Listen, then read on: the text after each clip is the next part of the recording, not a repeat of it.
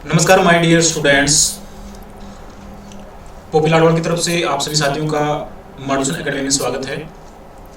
My dear friends, जैसा भी आप लोग थंब बोर्ड पर देख चुके हैं, आज जो हम लोग विधि जो डिस्कस करेंगे वो डिस्कस करेंगे मांग की बिंदु लोच। ठीक है, नाम में ही इसकी डेफिनेशन लिखी हुई है। देखिए मैं आपको दिखाता हूँ कैसे। तो मांग वक्र की किसी बिंदु पर बिंदु लोच कैसे निकालते हैं? मांग वक्र के बिंदु पर कीमत में सूक्ष्म परिवर्तन के कारण से जो लोच मापी जाती है उसको क्या कहते हैं? मांग की बिंदु लोच कहते हैं। क्या होता है?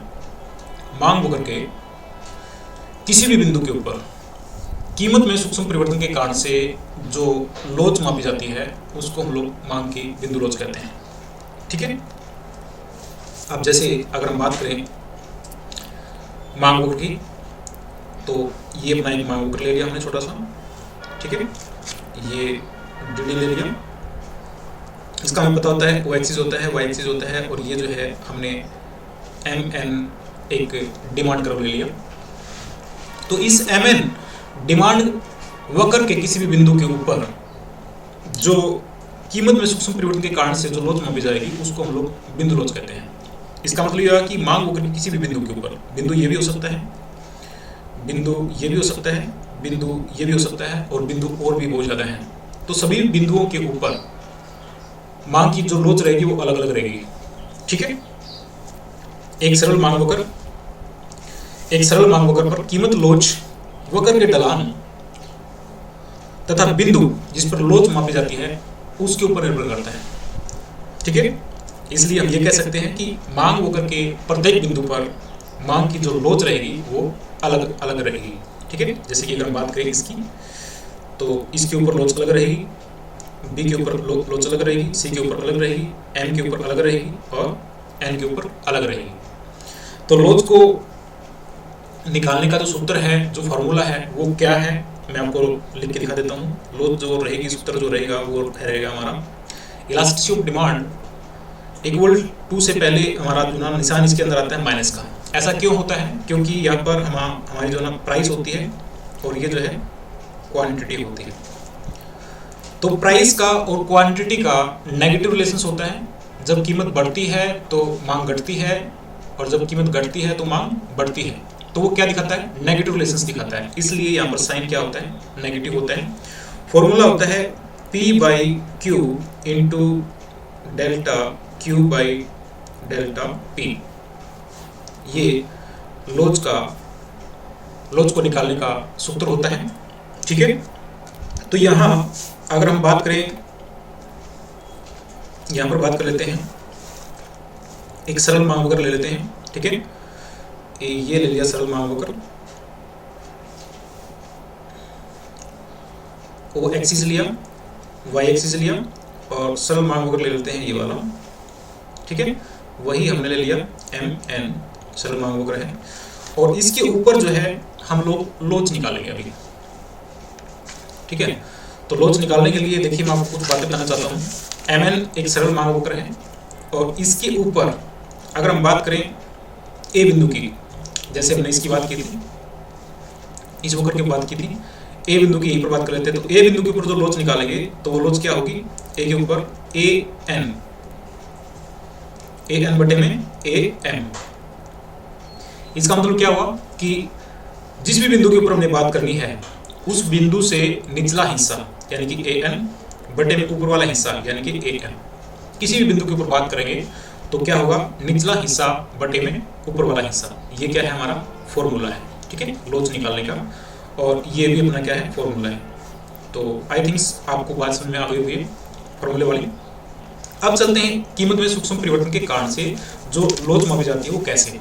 ठीक है, तो देखिए अब हमारी जो कीमत है कीमत मान लिया यहाँ पर है, और इस कीमत के ऊपर अपनी जो क्वांटिटी आती है वो कितनी आती है? मान लिया ओ क्यू आती है। ठीक है, यानी कि ओ पी कीमत के ऊपर क्वांटिटी अपने वो कितनी मिलती है? ओ क्यू मिलती है। ओ पी कीमत पर ओ क्यू क्वांटिटी लेते हैं, और जैसे ही कीमत में कमी आती है, यानी कि कीमत OP से OP1 हो जाती है, यानी कि यहाँ पर हम ले लेते हैं P1। तो कीमत में कमी होने से क्या होता है, हम लोग मांग ज़्यादा करते हैं, नेचुरल है। तो यहाँ पर हम कितनी मात्रा लेंगे, इससे ज़्यादा लेंगे, यानी कि OQ1 लेते हैं। ठीक है, तो यहाँ पर कीमत में सूक्ष्म परिवर्तन होने के बाद जो हम लोग लोच मापेंगे, यानी कि इस बिंदु के ऊपर या फिर इस बिंदु के ऊपर, तो वो क्या कहलाएगी, बिंदु लोच कहलाएगी। ठीक है, अब इनके नाम दे देते हैं, A इसको दे दिया, B दे दिया, C दे दिया। ये हमने बिंदु डिजाइन कर दिए A B C। ठीक है, तो अब इसमें देखने वाली बात क्या है, देखने वाली बात ये है कि जो प्राइस है, प्राइस यानी कि P जो है, यहां पर आपको दिखाई दे रहा है, क्लियर। देखने वाली बात क्या है, जो प्राइस है, यानी कि प्राइस हमने क्या लिया है, OP कीमत पर कितनी क्वांटिटी ली जाती है, क्वांटिटी ली जाती है OQ। ठीक है, OP कीमत के ऊपर OQ क्वांटिटी ले लेते हैं, इस कीमत के ऊपर OQ क्वांटिटी ली जाती है। अब OP जो है, ये OP किसके समांतर है, QA के समांतर है, या फिर AQ के समांतर है। ठीक है, हम लोग लिख सकते हैं AQ, क्योंकि ये OP बराबर किसके हैं, AQ के समांतर है, हमने लिख दिया, नो प्रॉब्लम। इसी प्रकार से जो OQ क्वांटिटी है, OQ क्वांटिटी किसके समांतर है, PA के समांतर है, तो इसको हम लिख लेते हैं PA। उसके बाद में देखा हमने कि कीमत जो है कम हो जाती है तो मांग हम ज्यादा करते हैं, वो तो पता ही है। तो OP कीमत जो है, OP कीमत से कम होकर के OP1 हो जाती है, तो इस कीमत के ऊपर हम लोग क्वांटिटी कितनी लेते हैं, OQ1 लेते हैं। तो यहाँ पर चेंज कितना आया, ठीक है, चेंज कितना आया, पहले प्राइस थी अपनी OP और अब प्राइस हो गई है OP1। OP1 के ऊपर क्वांटिटी कितनी ली जाती है, OQ1। ठीक है, तो चेंज कितना आया, तो हम यहां पर लिखेंगे change in P। Change in P कैसे निकालेंगे, change in P my dear friends कैसे करते हैं, OP माइनस OP1। तो कितना परिवर्तन निकल के आएगा, परिवर्तन निकल के आएगा अपना ये वाला। ठीक है, यानी कि ये चेंज आया है, किसके बराबर है ये, P1 के बराबर जो चेंज आया अपना। इसी प्रकार से जो क्वांटिटी के अंदर चेंज आया है, पहले कितने लेता था, OQ लेता था, और कीमत में परिवर्तन होने के कारण से, यानी जो कीमत जो है OP से OP1 हो जाती है, तो इसमें क्वांटिटी कितना लेता है, ये लेता है। तो पहले ये थी, अब ये हो गई है, तो चेंज कितना है, ये चेंज आया है।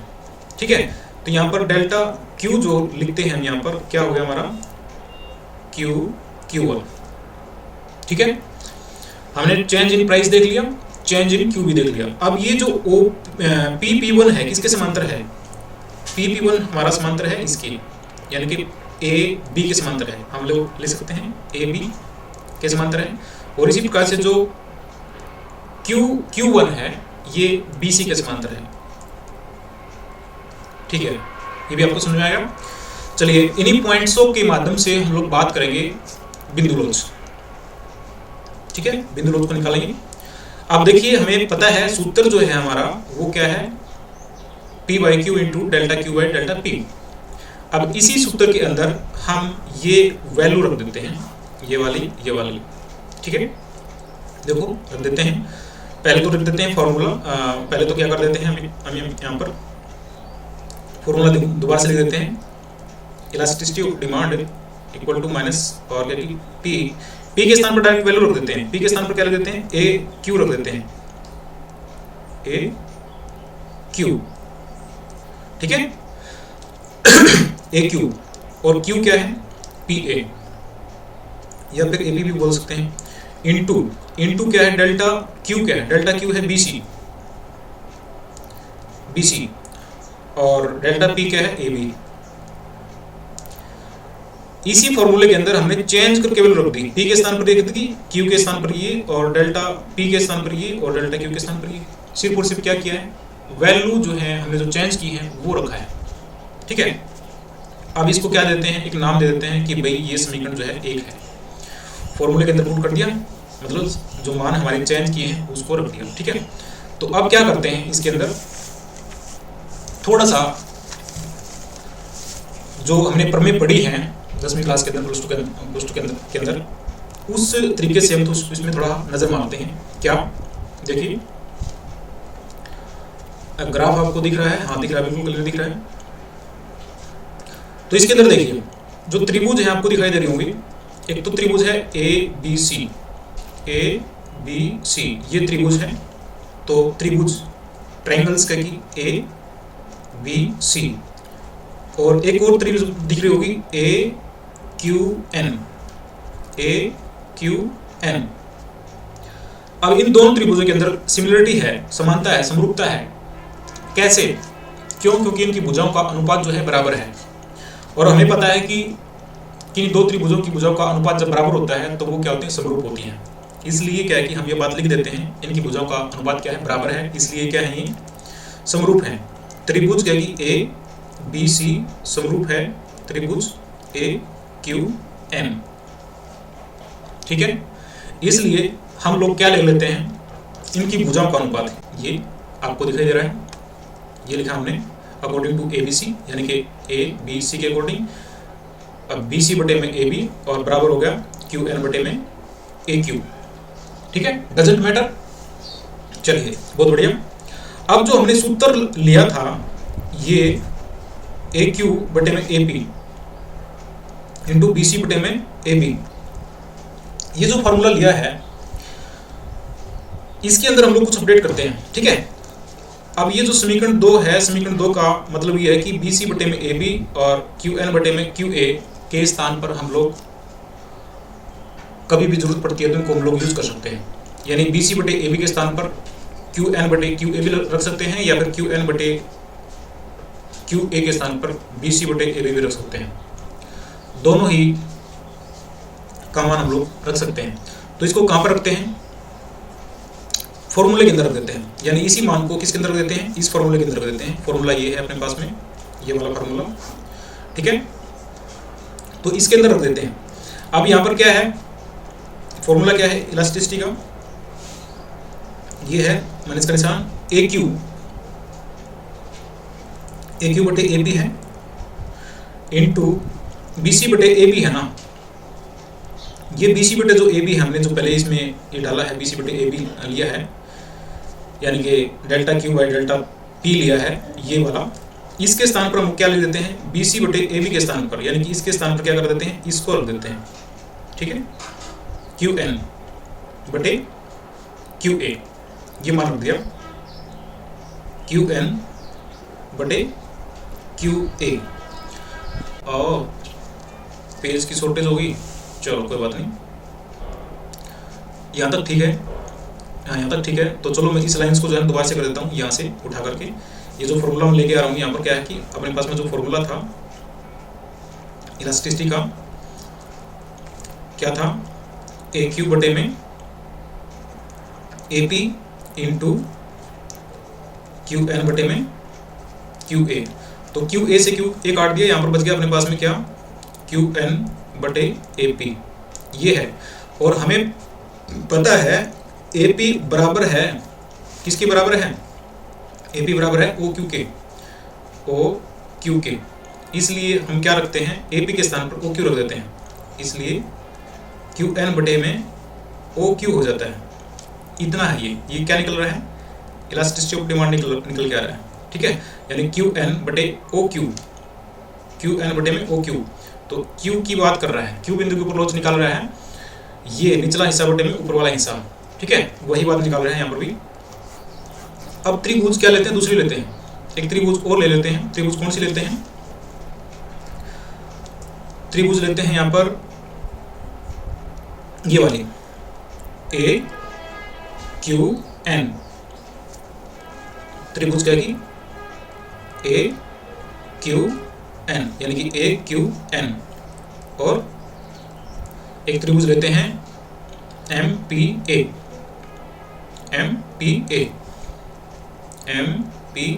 ये त्रिभुज लेते हैं। अब इन त्रिभुजों की तरफ देखते हैं तो इसमें भी कुछ सिमिलरिटी दिखती है, समरूपता दिखाई देती है, ठीक है। क्या है? इनकी भुजाओं का अनुपात बराबर है, इसलिए जो दोनों की दोनों त्रिभुज क्या है? समरूप हैं।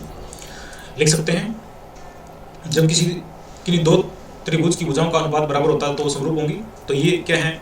अपने आप में हमने लिखने की जरूरत नहीं है। त्रिभुज AQN समरूप है त्रिभुज MPA, ठीक है, अंडरस्टूड है ये। इसलिए जो है हम QN बटे में OQ तो लिख ही चुके हैं, QN बटे में OQ तो लिख ही चुके हैं, यहाँ से ले चुके हैं QN बटे OQ। इसी प्रकार से QN बटे AP भी है, ये भी लिख सकते हैं क्योंकि यहाँ पर AB बराबर है OQ है, ये भी लिख सकते हैं। और इसी प्रकार से जो है हम लोग लिख सकते हैं AN बटे में AM, यानी कि AN बटे में AM, ये भी ले सकते हैं। तो यहाँ ये सारे मान क्या दिखाते हैं, ये सारे मान क्या दिखाते हैं, इलास्टिसिटी ऑफ डिमांड दिखाते हैं। क्या, निचला हिस्सा